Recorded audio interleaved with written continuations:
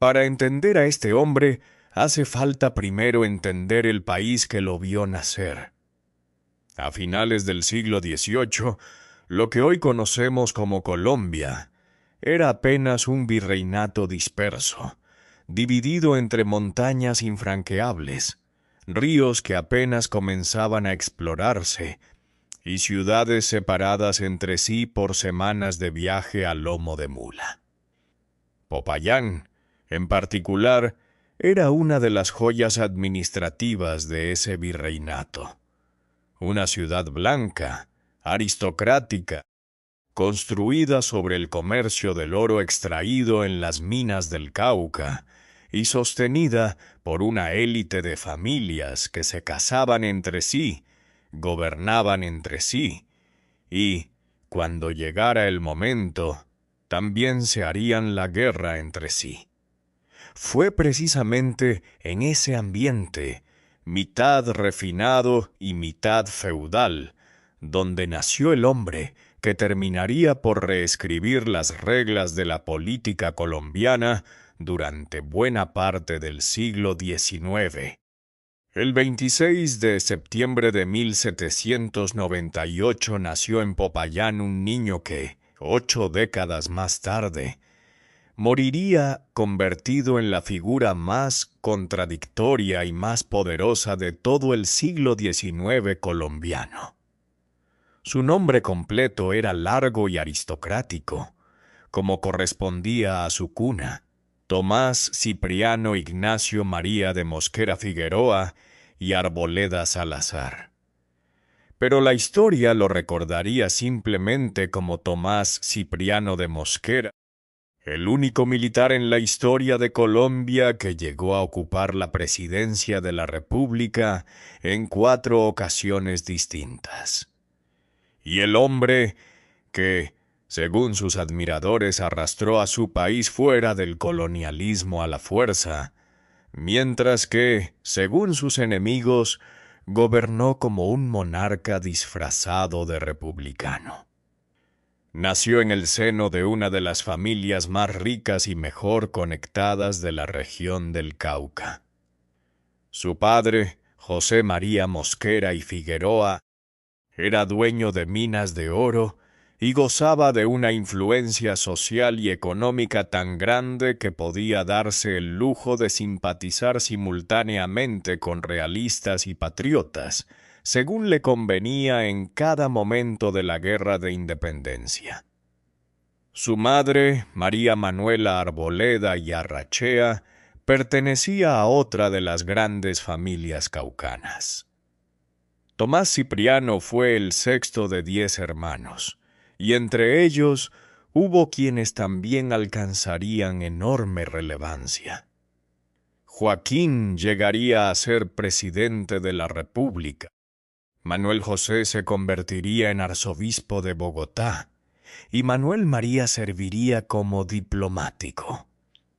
Con el tiempo, la prensa liberal llegaría a llamar a los Mosquera la familia real de Colombia, un apodo que, aunque pensado como insulto, retrataba con precisión el peso que este clan tuvo sobre la vida pública del país durante casi todo el siglo. Además de sus hermanos directos, Tomás Cipriano estaba también emparentado con figuras del propio gobierno colonial español, como su tío Joaquín de Mosquera y Figueroa. Un dato que resulta revelador porque muestra hasta qué punto la familia había sabido tejer alianzas en ambos bandos del conflicto que se avecinaba entre España y sus colonias americanas.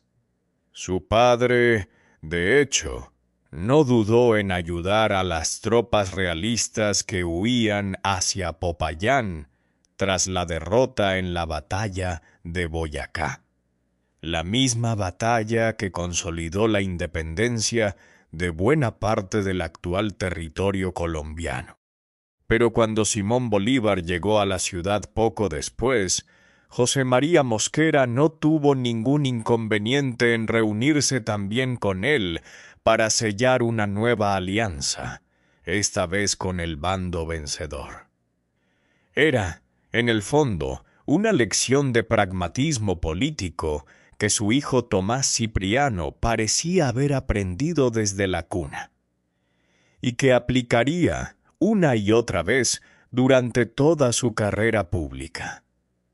Desde niño, Tomás Cipriano estuvo rodeado de privilegios, pero también del ruido de las armas. Estudió en uno de los mejores colegios de Popayán junto a otros dos jóvenes que, sin saberlo entonces, marcarían el resto de su vida. José Hilario López, que también llegaría a la presidencia, y José María Obando, un pariente lejano que se convertiría en su rival político durante décadas.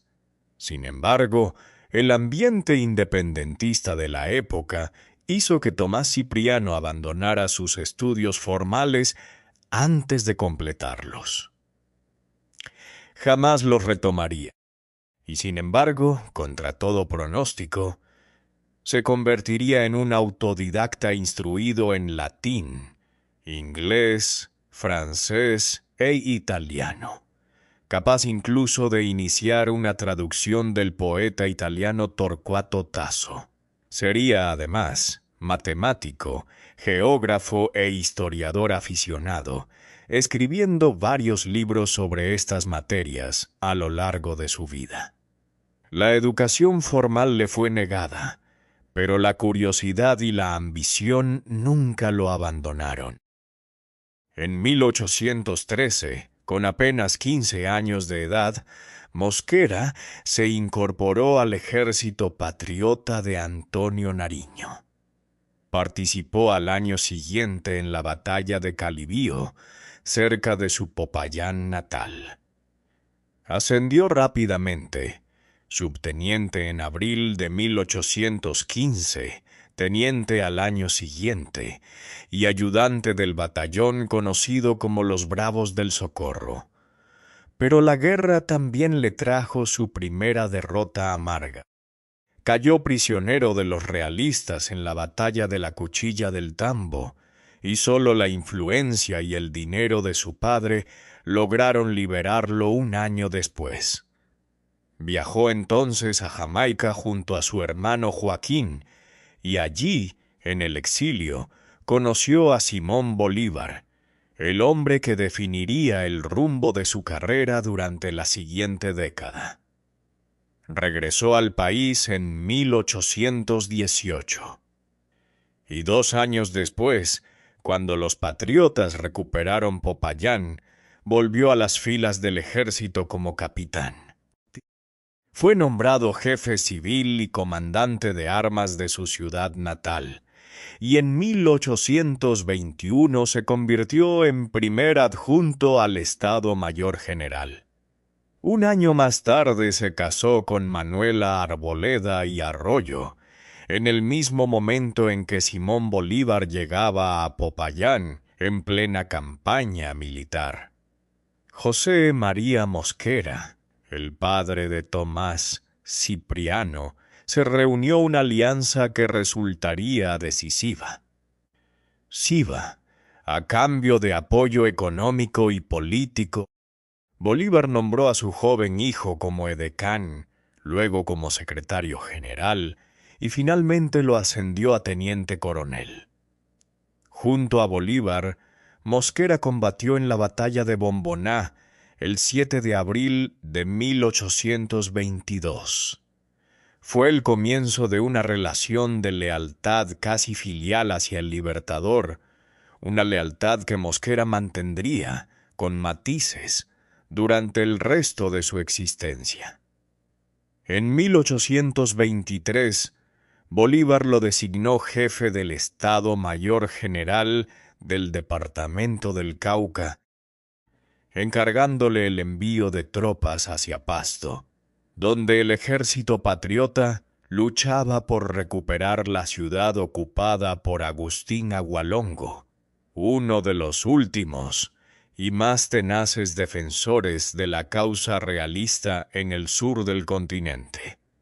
Y fue precisamente ese enfrentamiento el que marcaría el cuerpo de Mosquera para siempre. Conviene detenerse un momento en la figura de Agustín Agualongo, porque su historia explica buena parte de la violencia que se desataría después. Agualongo era un líder indígena y mestizo de la región de Pasto que había decidido, casi en solitario dentro del contexto continental, mantenerse fiel a la corona española incluso cuando el resto de Sudamérica ya se inclinaba hacia la independencia. Durante casi 4 años había sostenido una campaña de guerrillas contra las fuerzas patriotas en la región conocida como la provincia de Pasto, convirtiéndose en una espina clavada en el costado del proyecto bolivariano. Cuando finalmente decidió lanzar un ataque sobre Barbacoas, no solo buscaba una victoria militar, buscaba el tesoro que los republicanos habían reunido allí y un punto estratégico desde el cual comunicarse con los corsarios españoles y peruanos que todavía operaban en el Océano Pacífico. El 1 de febrero de 1824, Bolívar lo nombró gobernador civil y militar de la provincia de Buenaventura, con sede en la localidad de Barbacoas. Como gobernador, Mosquera se encargaba de recoger y almacenar el oro extraído de las minas bajo su jurisdicción, oro destinado a financiar al Ejército del Sur, y de paso administraba también las operaciones mineras de su propia familia en la región. Pero el 24 de junio de ese mismo año, Agustín Agualongo lanzó un ataque sobre Barbacoas con un ejército muy superior en número al que Mosquera podía reunir. La ciudad fue asediada e incendiada, y durante la defensa desesperada de la plaza, Mosquera recibió un disparo de mosquete que le atravesó la mandíbula, le saltó 2 dientes y le destrozó la mejilla mientras arengaba a sus hombres para que resistieran el asalto. A pesar de la herida gravísima, permitió que uno de sus propios soldados le vendara el rostro, y con una pizarra en las manos, incapaz ya de hablar con claridad, siguió dando órdenes para que la batalla continuara. Las tropas de Agualongo fueron finalmente derrotadas, con más de 140 bajas entre el 30 de mayo y el 1 de junio, y el propio Agualongo resultó herido en una pierna antes de retirarse.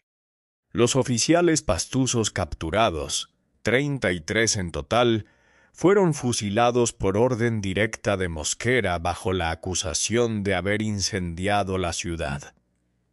La herida, en la mandíbula, tardó semanas en ser atendida por un cirujano capacitado, y aunque finalmente sanó, dejó a Mosquera con una cicatriz permanente en el rostro y con una dificultad crónica para articular las palabras. Sus detractores, con la crueldad propia de la política de la época, comenzaron a llamarlo mascachochas, porque el sonido que producía al intentar hablar se parecía, según decían, al de alguien masticando monedas de metal. El apodo lo perseguiría durante el resto de su vida, y hasta bien entrado el siglo XX sería la forma más popular de referirse a él, incluso en los libros de historia. Hay algo profundamente simbólico en ese apodo, si se lo mira con cuidado. Mosquera, el hombre que a lo largo de su vida daría órdenes, decretos y sentencias, con una autoridad casi imperial, quedó marcado desde muy joven por una herida que literalmente le impedía hablar con claridad. Tuvo que aprender a imponerse no solamente mediante la palabra, sino mediante la determinación, la presencia física y, cuando hacía falta, el simple despliegue de la fuerza. Quizás por eso, quienes lo conocieron de cerca coincidían en que su carácter combinaba una ambición desmedida con una capacidad casi hipnótica para atraer lealtades, incluso entre quienes momentos antes habían sido sus más feroces enemigos. Ascendido a coronel por su actuación en Barbacoas, Mosquera continuó sirviendo a Bolívar en distintos cargos administrativos y militares durante los años siguientes. Fue intendente de Guayaquil, comandante general del Cauca, y en 1828, cuando estalló la crisis política que llevó a Bolívar a proclamarse dictador tras el fracaso de la Convención de Ocaña, Mosquera se mantuvo del lado del Libertador.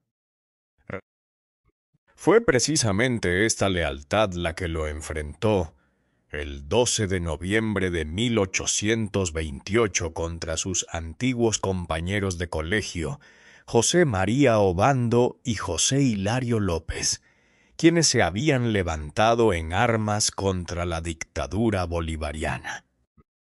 En el combate conocido como La Ladera, Obando y López derrotaron a Mosquera. Fue apenas el primer capítulo de una rivalidad entre Mosquera y Obando que duraría, con intermitencias, más de 40 años. Tras la muerte de Bolívar en 1830, Mosquera pasó a ejercer como ministro plenipotenciario ante los gobiernos de Perú, Bolivia y Chile, encargado de negociar tratados de paz y arreglar disputas fronterizas y financieras. Viajó por Europa y los Estados Unidos, fue recibido en varias cortes reales del continente y regresó a su país en 1833. Entre 1834 y 1837, ocupó una curul en el Congreso, donde presentó proyectos sobre la protección de los pueblos indígenas y la defensa de los pequeños agricultores del Cauca.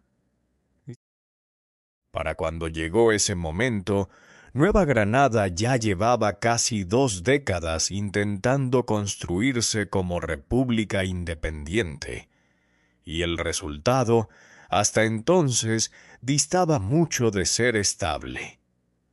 El país se encontraba dividido entre quienes añoraban un poder centralizado y fuerte, capaz de imponer orden desde Bogotá, y quienes desconfiaban profundamente de cualquier concentración de autoridad, prefiriendo un sistema donde cada provincia conservara amplia autonomía sobre sus propios asuntos. Esta tensión, que parecía casi filosófica sobre el papel, se resolvía en la práctica a punta de fusil, y sería precisamente esta tensión la que definiría buena parte de la carrera política de Mosquera durante el resto de su vida. Fue en 1839 cuando estalló el conflicto que catapultaría definitivamente a Mosquera hacia el poder nacional, la llamada Guerra de los Supremos. Todo comenzó en Pasto, cuando el gobierno conservador de José Ignacio de Márquez decretó la extinción de los conventos menores para destinar sus rentas a la instrucción pública. La medida provocó una insurrección de la población católica de Pasto, respaldada por el gobernante de Ecuador, Juan José Flores. En medio de la represión de esa revuelta, un hombre llamado José Erazo fue capturado por delatar a las fuerzas del gobierno los movimientos de los sublevados. Erazo, temiendo que se le juzgara por su participación en el asesinato del mariscal Antonio José de Sucre casi una década antes, confesó ese crimen y acusó como autor intelectual al general José María Obando, quien en ese momento era el principal candidato de oposición para las elecciones presidenciales del año siguiente. La acusación encendió la mecha de una revuelta mucho mayor. Obando se levantó en armas, alegando que buscaba la unión federal entre Ecuador y Nueva Granada, y llamó al pueblo ecuatoriano a sumarse a su causa contra el presidente Márquez. El gobierno central, alarmado, solicitó ayuda militar al propio Ecuador, y las fuerzas combinadas terminaron derrotando a Obando en la batalla de Huilquipamba. Pero el conflicto ya se había extendido más allá de Pasto. Los seguidores del general Francisco de Paula Santander, que consideraban injusta la persecución sufrida por su líder y que veían con sospecha la intervención extranjera de Ecuador en asuntos internos, se levantaron también en armas, dando inicio formal a la Guerra de los Supremos. Fue en este contexto que Mosquera fue nombrado secretario de Guerra y Marina, y desde ese cargo dirigió las operaciones militares del gobierno hasta lograr la victoria definitiva en 1840. Terminada la guerra, fue enviado de nuevo como ministro plenipotenciario ante Perú, Chile y Bolivia, donde negoció la liquidación de deudas pendientes y firmó nuevos contratos comerciales. Pero su verdadero premio llegaría poco después. El 1 de abril de 1845, Tomás Cipriano de Mosquera asumió la presidencia de la República de Nueva Granada, gracias al respaldo de los sectores más conservadores del país: terratenientes, antiguos esclavistas, viejos bolivarianos y buena parte del clero católico. Y aquí comienza uno de los grandes giros de su carrera, el primero de muchos. Quienes lo llevaron al poder esperaban un gobierno que protegiera sus privilegios coloniales. Obtuvieron exactamente lo contrario. Es aquí donde comienza a revelarse el verdadero carácter de Mosquera. Un hombre capaz de utilizar el respaldo de un sector político para después, con total frialdad, ejecutar una agenda que ese mismo sector jamás habría aprobado si hubiese conocido sus verdaderas intenciones desde el principio. Junto a su ministro de Hacienda, el liberal Florentino González, Mosquera emprendió una transformación radical de las estructuras heredadas de la colonia. Abolieron impuestos coloniales que llevaban décadas vigentes, lograron una descentralización fiscal significativa y modificaron por completo el sistema orgánico de la Hacienda Nacional. Ambos estaban convencidos de que la prosperidad del país solo llegaría mediante el libre comercio. Exportar productos agrícolas y mineros, importar bienes manufacturados y bajar los aranceles aduaneros. Esta última medida, sin embargo, provocó la furia de los artesanos locales, liderados por Ambrosio López, quienes en octubre de 1847 fundaron la Sociedad de Artesanos de Bogotá para exigir precisamente lo contrario: proteger sus manufacturas frente a la competencia extranjera. Aquí se puede observar, con toda claridad, uno de los patrones que se repetiría durante toda la vida pública de Mosquera. Sus reformas beneficiaban a unos sectores mientras perjudicaban a otros, y esa fricción constante entre ganadores y perdedores terminaría, tarde o temprano, por convertirse en oposición organizada contra él, sin importar cuán bien intencionadas hubieran sido sus intenciones originales.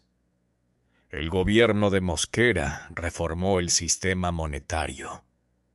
Instauró el sistema métrico decimal para pesas y medidas, y reguló la circulación de moneda mediante la creación del real de plata como unidad de cambio. Se proyectó la fundación de un banco nacional, la reorganización de las salinas del país y la eliminación de varios monopolios estatales. El cambio más notable de todos fue la transformación de la industria tabacalera, que dejó de ser un monopolio del Estado para convertirse, a partir del 1 de enero de 1850, en un cultivo completamente libre. La medida atrajo inversión privada a gran escala y disparó las exportaciones, aunque privó al Estado de una de sus fuentes tradicionales de ingresos. Con el objetivo de liberar fondos para sus grandes proyectos de infraestructura, Mosquera redujo gradualmente el tamaño del ejército y suprimió por completo la Marina de Guerra, cuyas unidades se encontraban en tan mal estado que representaban, según él, un gasto fiscal injustificable.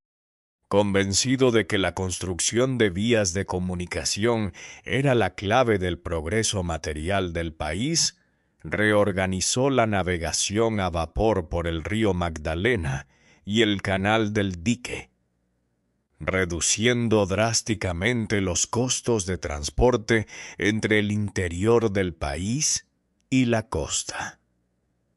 Ordenó también la construcción del primer proyecto de ferrocarril interoceánico en Panamá y desarrolló nuevas carreteras en distintas regiones, incluida la del Quindío. En materia religiosa, Mosquera dictó una ley que obligaba a los funcionarios, corporaciones y empleados eclesiásticos a responder ante la justicia civil por los actos cometidos en el ejercicio de sus funciones religiosas. La medida provocó la protesta inmediata del Papa Gregorio XVI y de su antecesor en la presidencia, Pedro Alcántara Herrán. Impulsó además un proyecto para convertir en deuda pública los bienes de la Iglesia, sus comunidades religiosas, sus colegios y sus establecimientos de beneficencia, buscando así liberar tierras improductivas para el desarrollo agrícola del país. Su lema, repetido durante años, resumía su filosofía económica con una frase tan simple como incendiaria: tierra para los que la trabajan y renta para los que no están destinados a la producción.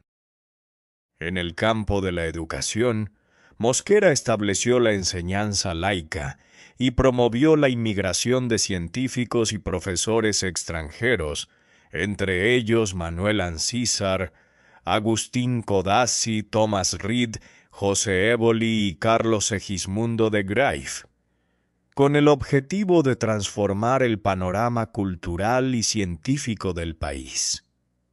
Creó el Colegio Militar, donde se dictaron las primeras clases de ingeniería jamás impartidas en Colombia, y en enero de 1848 fundó el Instituto Caldas, dedicado a fomentar la cultura, la administración pública y el desarrollo científico de la nación.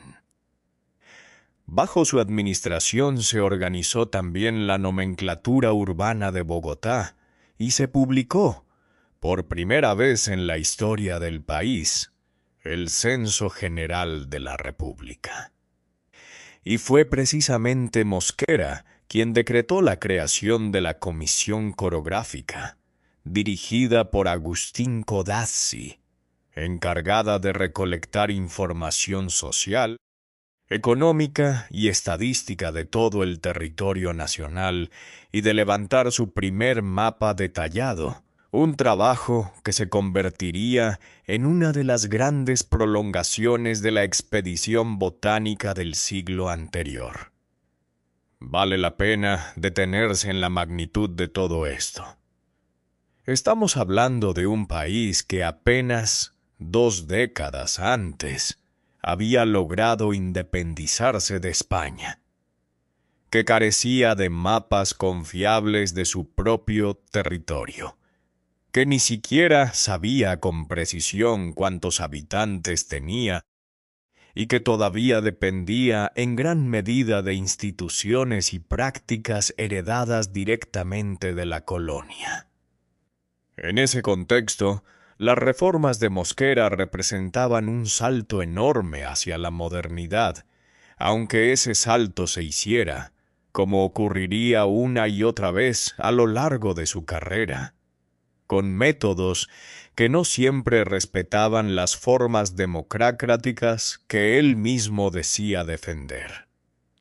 Contrató además al arquitecto danés Thomas Reed para proyectar y dirigir la construcción del Capitolio Nacional, sede del Congreso de la República, cuya primera piedra el propio Mosquera colocaría personalmente en 1847. Construyó nuevos hospitales, amplió la participación política de sectores sociales antes marginados y firmó el Tratado Mallarino-Bidlack con los Estados Unidos, un acuerdo que garantizaba la soberanía de Colombia sobre el Istmo de Panamá y lo protegía de las ambiciones de las potencias europeas. Todas estas reformas, sin embargo, terminaron por alejar a Mosquera del mismo grupo político que lo había llevado a la presidencia. Los ultraconservadores que esperaban un gobierno que preservara sus privilegios coloniales se encontraron en cambio con un presidente que desmantelaba sistemáticamente esos privilegios en nombre del progreso. El 31 de marzo de 1849, Mosquera entregó el poder a José Hilario López, su antiguo compañero de colegio, y viajó a Nueva York para dedicarse a los negocios familiares. Allí fundó una casa comercial internacional con oficinas en Panamá, Nueva York y Washington. El negocio, sin embargo, no prosperó y años más tarde se vio obligado a cerrarlo ante una quiebra inminente. Resulta casi irónico que un hombre capaz de reorganizar por completo el sistema fiscal de toda una nación fracasara rotundamente en sus propios negocios privados. Pero así fue. La misma ambición desmedida que lo llevaba a intervenir en todos los frentes posibles, desde la religión hasta la geografía, terminó por dispersarlo también en el terreno comercial, donde la fortuna no le sonrió de la misma manera que en los campos de batalla. Fue en esta época de retiro relativo cuando Mosquera escribió buena parte de sus estudios geográficos y científicos, obteniendo reconocimientos honoríficos de sociedades académicas en París, Brasil y Dinamarca. Pero el retiro de Mosquera de la vida pública nunca fue definitivo. Y esto es algo que se repetiría prácticamente cada vez que el país parecía haberlo dejado atrás. En 1854, durante el gobierno de José María Obando, su viejo rival de juventud, un golpe de Estado liderado por el general José María Melo sacudió al país. Melo apoyado por los sectores populares y artesanales que se sentían excluidos de la nueva Constitución de 1853, tomó el poder por la fuerza el 17 de abril de ese año. La respuesta no se hizo esperar. Liberales y conservadores, enemigos jurados durante años, se unieron en una alianza improbable para enfrentar la amenaza común. Y fue precisamente en esa coalición donde Mosquera, José Hilario López y Pedro Alcántara Herrán organizaron sus ejércitos para colaborar entre sí, logrando finalmente derrocar la dictadura de Melo el 4 de diciembre de 1854. Fue este episodio el que marcó el segundo gran giro ideológico en la vida de Mosquera. Convencido de que los hombres que ahora controlaban el Partido Conservador buscaban únicamente intereses familiares y clasistas, abandonó definitivamente las filas conservadoras. El general que había llegado al poder en 1845 con el respaldo de terratenientes y del clero se convertía ahora, a mediados de la década de 1850, en una de las principales figuras del liberalismo colombiano. Regresó al Congreso y en 1858, como presidente de esa corporación, participó activamente en la redacción de la nueva Constitución, un texto que estableció un régimen federal donde los estados soberanos gozaban de amplísima autonomía frente al poder central. Este primer gran capítulo de su historia, sin embargo, apenas era el comienzo. El hombre que ya había sido presidente una vez, que había pasado de conservador a liberal, y que había defendido y luego combatido a la Iglesia, la monarquía disfrazada de república y las estructuras coloniales de su país, estaba a punto de embarcarse en la etapa más turbulenta y más determinante de toda su carrera. Una guerra civil que él mismo desataría, una dictadura que él mismo ejercería en nombre de la libertad, y una serie de decretos que enfrentarían al Estado colombiano contra el Papa mismo. Si te está gustando conocer la historia de uno de los personajes más fascinantes y contradictorios del siglo XIX latinoamericano, suscríbete al canal, porque lo que viene a continuación es todavía más intenso. En las elecciones presidenciales de 1857, Mosquera se presentó como candidato, pero fue derrotado por el conservador Mariano Ospina Rodríguez.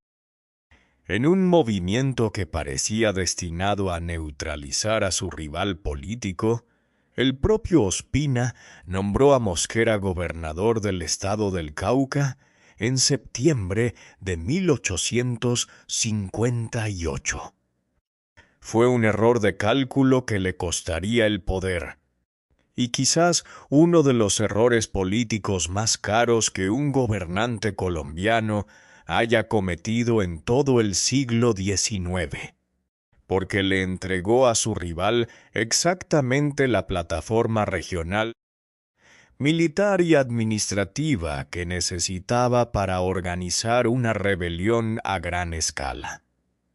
Lejos de aceptar pasivamente el cargo, Mosquera lo utilizó como plataforma para planear una conspiración contra el propio Ospina.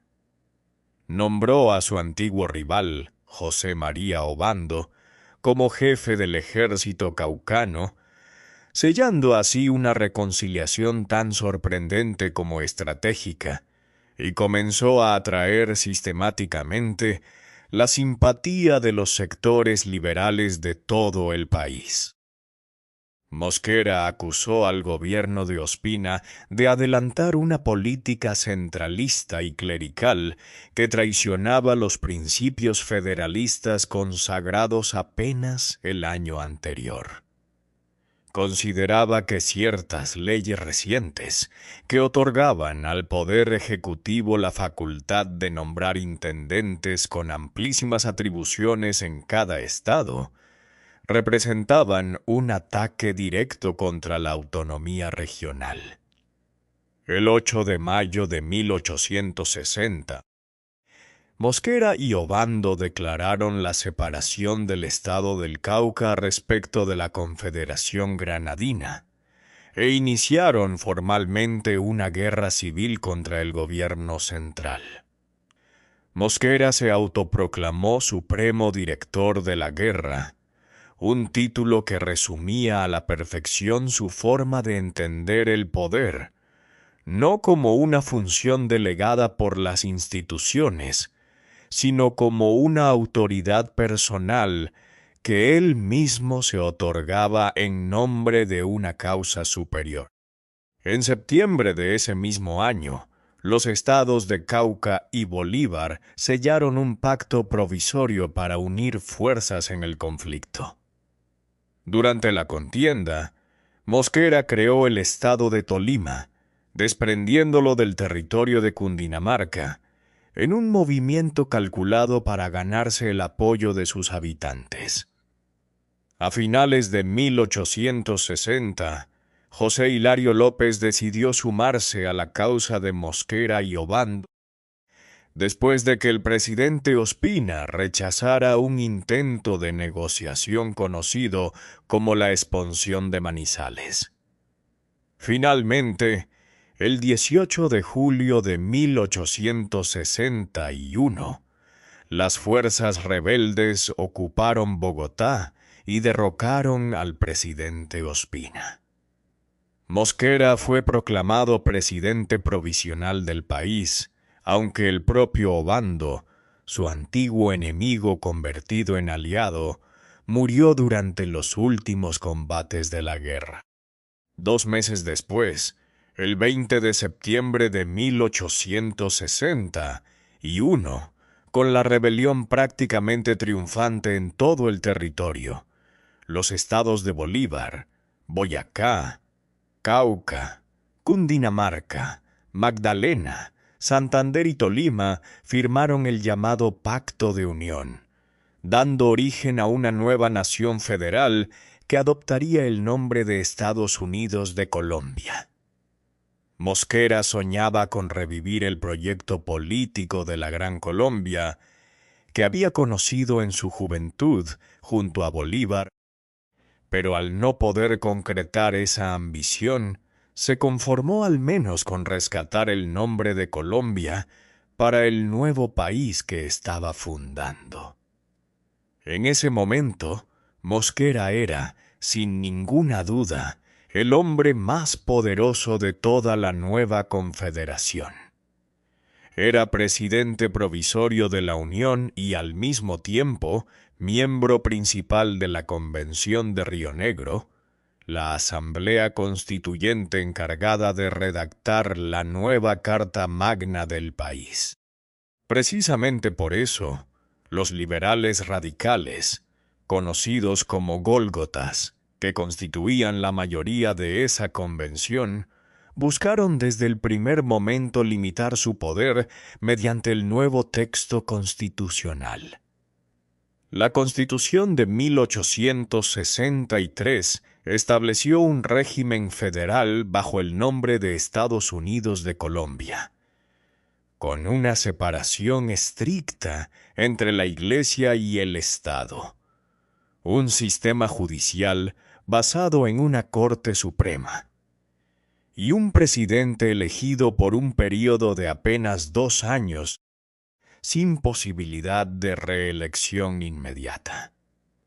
La nueva Constitución debilitó tanto al Poder Ejecutivo que los futuros gobernantes del país tendrían enormes dificultades para implementar políticas coherentes durante sus breves mandatos. Durante su período como presidente provisorio, entre julio de 1861 y febrero de 1863, Mosquera lanzó una ofensiva sin precedentes contra el poder económico y político de la Iglesia Católica. El 20 de julio de 1860, uno decretó que los sacerdotes debían contar con autorización civil para poder ejercer el culto religioso bajo pena de destierro, una medida diseñada para evitar que el clero utilizara su influencia sobre la población para incitar revueltas. Pero el golpe verdaderamente decisivo llegó el 9 de septiembre de 1860. Cuando Mosquera firmó el decreto de desamortización de bienes de manos muertas, argumentando que la Iglesia había acumulado enormes propiedades a lo largo de los siglos, prometiendo a los moribundos el descanso eterno a cambio de legados y donaciones, mientras ese capital acumulado terminaba enriqueciendo a corporaciones eclesiásticas en el extranjero. Para Mosquera, esta concentración de bienes representaba un obstáculo directo al progreso económico del país, porque impedía la libre circulación de la propiedad y del capital. El decreto proclamó que la nación era la dueña legítima de todas las propiedades, bienes, derechos y capitales que la Iglesia, sus corporaciones y sus establecimientos educativos o de beneficencia poseían o administraban. Mosquera fue todavía más lejos. Expulsó a la Compañía de Jesús del territorio colombiano, acusando a los jesuitas de haber apoyado activamente al bando conservador durante la reciente guerra civil. El 5 de noviembre de ese mismo año, un nuevo decreto declaró la extinción de todas las comunidades religiosas que se opusieran a la desamortización de sus bienes. La reacción del Vaticano fue inmediata y contundente. El Papa condenó públicamente estas medidas, y Tomás Cipriano de Mosquera fue formalmente excomulgado por la Iglesia Católica, convirtiéndose en uno de los pocos jefes de Estado latinoamericanos de su siglo en recibir semejante castigo espiritual. Detengámonos un momento en lo que esto significaba realmente para la sociedad de la época. En un país donde la inmensa mayoría de la población era profundamente católica, donde la Iglesia bautizaba, casaba y enterraba a prácticamente todos los ciudadanos, y donde el clero ejercía una influencia moral que llegaba a cada rincón del territorio, ser excomulgado no era un simple gesto simbólico.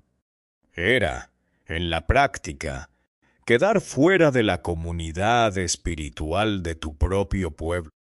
Y sin embargo, Mosquera continuó gobernando, continuó firmando decretos y continuó incluso presentándose ante la opinión pública sin mostrar el menor signo de arrepentimiento.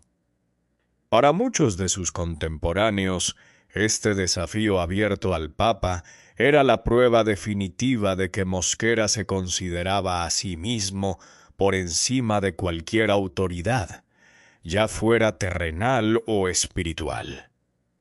La propia Convención de Río Negro, instalada en mayo de 1863, terminó por criticar abiertamente las políticas anticlericales de Mosquera, y varios posliberales moderados presentaron proyectos de ley destinados a matizar el alcance de sus decretos más radicales. Pero antes de que la convención pudiera frenarlo por completo, Mosquera todavía tuvo tiempo de decretar la reapertura del colegio militar y la creación de la escuela politécnica, dedicada a la enseñanza de la ingeniería, instituciones que con el paso de las décadas terminarían convirtiéndose en el origen legal de la actual Facultad de Ingeniería de la Universidad Nacional de Colombia. Decretó además una amnistía general para todos los presos políticos del país, en un gesto que contrastaba fuertemente con la dureza de sus medidas religiosas. El 14 de mayo de 1863, la Convención de Río Negro eligió formalmente a Mosquera como presidente de los recién nacidos Estados Unidos de Colombia, ratificando en la práctica el cargo que ya venía ejerciendo como presidente provisorio. Pero su tercer mandato no estaría exento de nuevos conflictos, esta vez de carácter internacional. El expresidente ecuatoriano Juan José Flores, viejo enemigo de Colombia desde los tiempos de la Gran Colombia, invadió el sur del país con la intención de anexar territorio colombiano. Mosquera, fiel a su temperamento militar, y ya con más de 60 años de edad cumplidos, asumió personalmente el mando de las tropas nacionales y marchó hacia la frontera para enfrentar la amenaza, tal como había hecho casi 40 años atrás en los campos de barbacoas, cuando todavía era apenas un joven oficial dispuesto a jugarse la vida por la causa que fuera necesaria. El 6 de diciembre de 1863, en la batalla de Guaspud, el ejército colombiano bajo el mando directo de Mosquera derrotó de manera contundente a las fuerzas ecuatorianas de Flores, salvando así la integridad territorial de la joven nación. En reconocimiento a esta victoria, el Congreso creó para él, en marzo de 1864, el título honorífico de Gran General, un reconocimiento sin precedentes en la historia militar del país. La victoria de Guaspud le permitió a Mosquera recuperar parte del prestigio que había perdido tras el conflicto con la Iglesia, y recibió felicitaciones y muestras de simpatía de todo el cuerpo diplomático acreditado en Bogotá. El 10 de abril de 1864, Mosquera entregó el poder al doctor Manuel Murillo Toro, líder del ala radical del liberalismo colombiano. Poco después de dejar la presidencia, sobrevivió a un intento de atentado contra su vida y fue nombrado ministro plenipotenciario ante Francia, Inglaterra, Holanda, Prusia, Rusia e Italia, un cargo diplomático que, en la práctica, servía tanto para proteger su seguridad personal como para mantenerlo alejado de la acción política y militar de su país durante un tiempo prudencial. Fue en Londres donde escribió su segunda gran obra geográfica, un compendio de geografía general, política, física y especial de los Estados Unidos de Colombia, publicado en 1866, además de su tratado personal de cosmogonía, en el que se atrevió a incorporar algunas de las entonces recientes y polémicas tesis del naturalista inglés Charles Darwin sobre el origen de las especies, ideas que resultaban profundamente controvertidas para los preceptos cristianos de la época. Pero el retiro diplomático de Mosquera, como todos los anteriores, resultaría ser apenas temporal.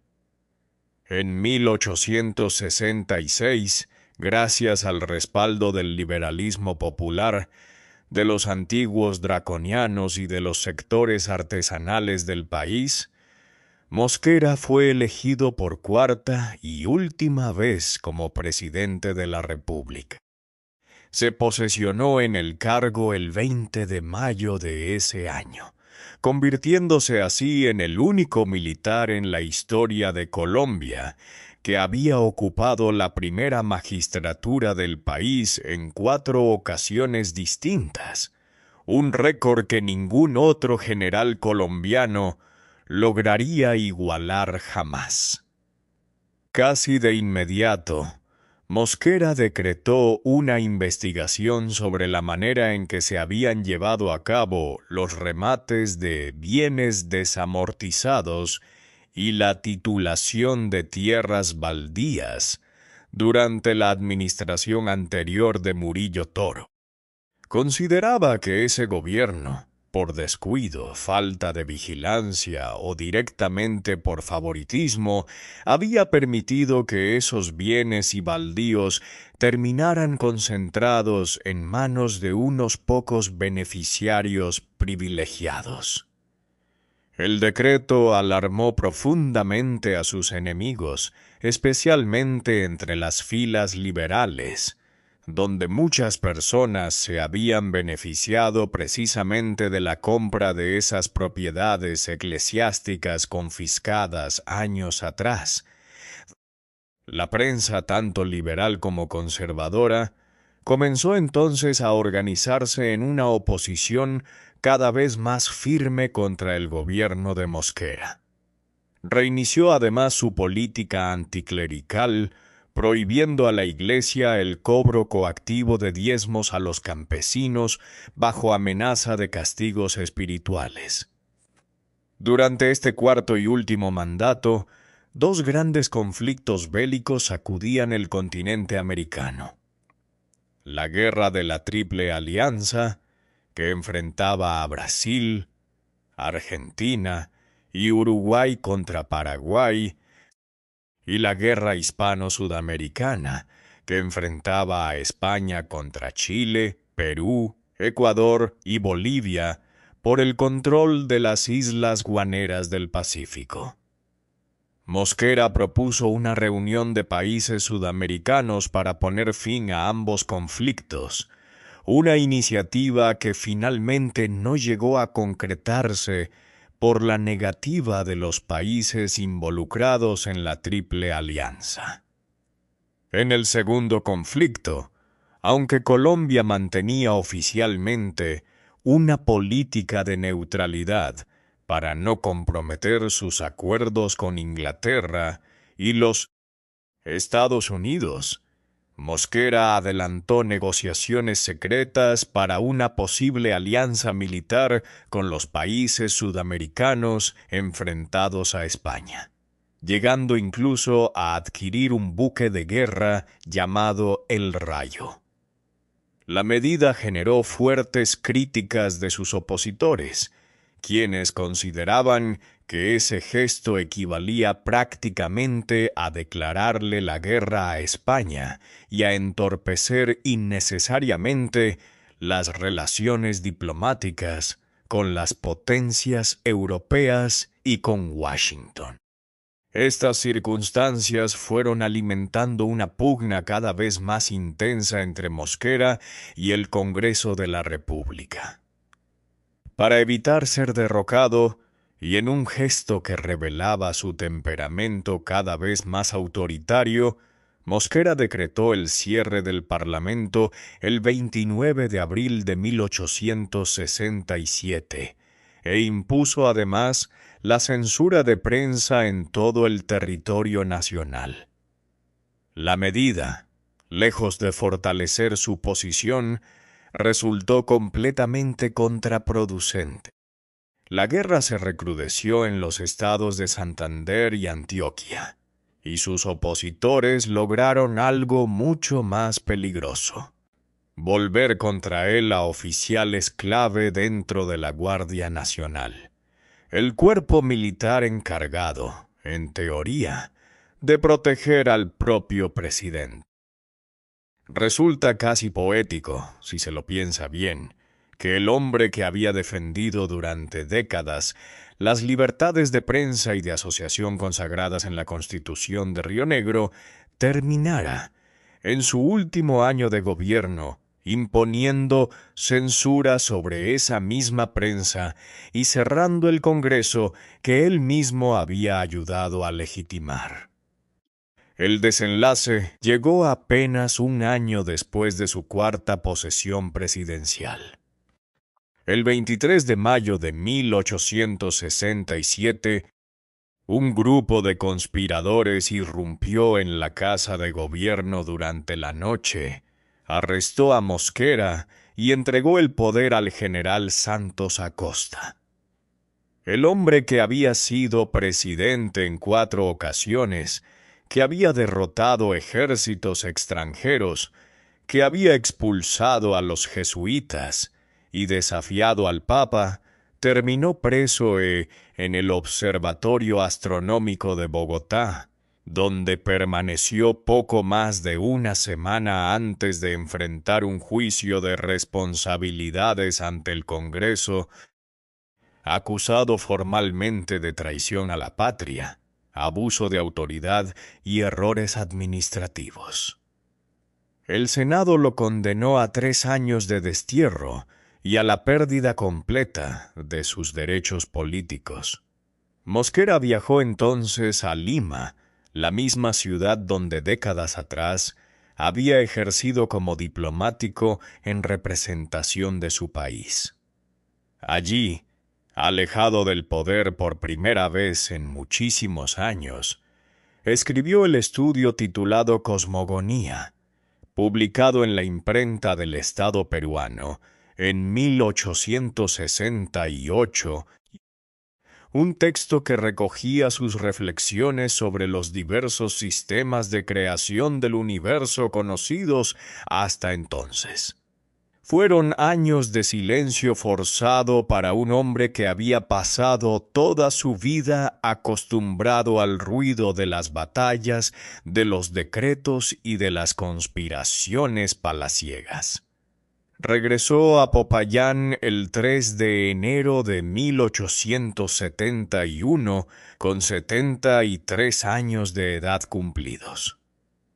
En 1872 apoyó la candidatura presidencial del liberal Julián Trujillo, pero el resultado fue una derrota estrepitosa, ya que el radical Manuel Murillo Toro logró una reelección no consecutiva, dejando incluso al propio Mosquera por detrás del candidato conservador en las cifras finales. A pesar de este fracaso electoral, fue elegido presidente, es decir, gobernador del Estado Soberano del Cauca, cargo que ocupó desde 1872 hasta 1873. Ese mismo año de 1872, contrajo segundas nupcias con su prima segunda María Ignacia Arboleda, sobrina de su primera esposa, a quien llevaba una diferencia de 44 años de edad. La vida privada de Mosquera fue, en efecto, tan intensa y tan poco convencional como su carrera política. A lo largo de su existencia, mantuvo relaciones con varias mujeres, entre ellas la peruana Susana Llamas y las italianas Gentilina Baudini y Amalia Tadele di Errighi. Con Candelaria Cervantes tuvo un hijo, el coronel Tomás Mosquera Cervantes, antes incluso de casarse con su primera esposa, Mariana Arboleda. Su relación con Paula Luque, sostenida durante años, era conocida abiertamente por su segunda esposa, y las 3 hijas que tuvo con ella, Clelia, Teodulia e Isabel, fueron reconocidas por el general desde el mismo momento de su nacimiento, recibiendo en su testamento los mismos derechos que sus demás hijos legítimos. Con otra mujer, María Elorza, fue padre de una hija más, llamada María Engracia. En total, la descendencia de Mosquera se ramificó en un árbol genealógico tan amplio y tan complejo que muchos de sus descendientes continuarían teniendo relevancia e influencia política en Colombia durante generaciones enteras. En 1876, ya con casi 80 años de edad, Mosquera ocupó todavía una curul en el Senado de la República en representación del Cauca, desde donde colaboró con el sector radical del liberalismo durante la Guerra Civil de 1876 y 1877 contra los conservadores. Finalmente, ejerció como alcalde de la pequeña población de Coconuco, y se retiró a su hacienda en ese mismo lugar, dentro del municipio de Puracé, en el departamento del Cauca. Fue allí, en su hacienda de Coconuco, donde Tomás Cipriano de Mosquera murió el 7 de octubre de 1878, a los 80 años de edad. Sus restos descansan hoy en el Panteón de los Próceres de Popayán, un monumento construido décadas más tarde, en 1940, por iniciativa del político conservador Guillermo León Valencia, en un gesto que demostraba cómo, incluso desde el bando ideológico contrario, la figura de Mosquera había terminado por convertirse en patrimonio de toda la nación colombiana. Más allá de banderías partidistas. A lo largo de su extensa carrera, Mosquera defendió con vehemencia la idea de que todos los ciudadanos del país debían gozar de sus derechos y libertades individuales. Por eso apoyó, según la etapa de su vida, tanto un sistema federalista extremo como una economía de libre cambio, que permitiera a todas las regiones del país alcanzar su propio desarrollo económico, evitando que la riqueza se concentrara exclusivamente en unos pocos centros urbanos privilegiados. Quiso, según sus propias palabras y las de quienes lo estudiaron después, que el país viviera bajo una verdadera tolerancia política, civil y religiosa, y que sus habitantes eligieran gobernantes preocupados genuinamente por el progreso nacional y por el bienestar de las clases más pobres. Pero la historia de Mosquera es, sobre todo, la historia de las contradicciones de un país entero tratando de encontrarse a sí mismo. Fue conservador y luego liberal. Defendió a la Iglesia en su juventud y la combatió sin piedad en su madurez. Fue leal servidor de Bolívar y al mismo tiempo un hombre que soñó con revivir el proyecto continental de la Gran Colombia bajo su propio liderazgo. Gobernó 4 veces, y en cada una de esas ocasiones dejó una huella profunda. El primer censo nacional, el sistema métrico decimal, la navegación a vapor por el río Magdalena, la construcción del Capitolio Nacional, la expulsión de la Compañía de Jesús, la victoria militar sobre Ecuador en Cuaspud, y finalmente su propia caída, derrocado por un golpe de Estado que él mismo, en cierto modo, había hecho posible al concentrar tanto poder en sus propias manos durante tantos años.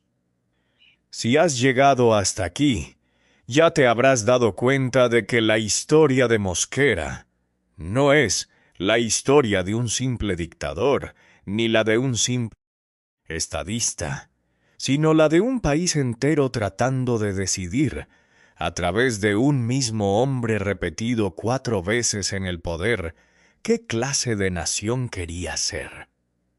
Fue, según se mire, el gran modernizador de un país que apenas comenzaba a construirse a sí mismo tras la independencia, o el último de los caudillos que gobernaron Colombia como si fuera una extensión de su propia voluntad personal. Fue el hombre que llevó adelante el primer censo nacional del país y que, al mismo tiempo, fue excomulgado por el Papa. Fue el general que derrotó a un ejército extranjero en el campo de batalla y que, apenas 3 años después, terminó preso en un observatorio astronómico de su propia capital. Y fue, sobre todo, el único militar en toda la historia de Colombia capaz de ser elegido presidente de la República en 4 ocasiones distintas. Un logro que, casi 150 años después de su muerte, sigue sin tener comparación en la historia política del país. ¿Qué opinas tú de Tomás Cipriano de Mosquera? ¿Crees que fue el gran modernizador que arrastró a Colombia fuera del atraso colonial? ¿O el caudillo ambicioso que gobernó su país como si fuera una posesión personal? Déjanos tu opinión en los comentarios. Y si te gustó este video, suscríbete al canal para no perderte las próximas historias. Muchas gracias por acompañarnos hasta el final.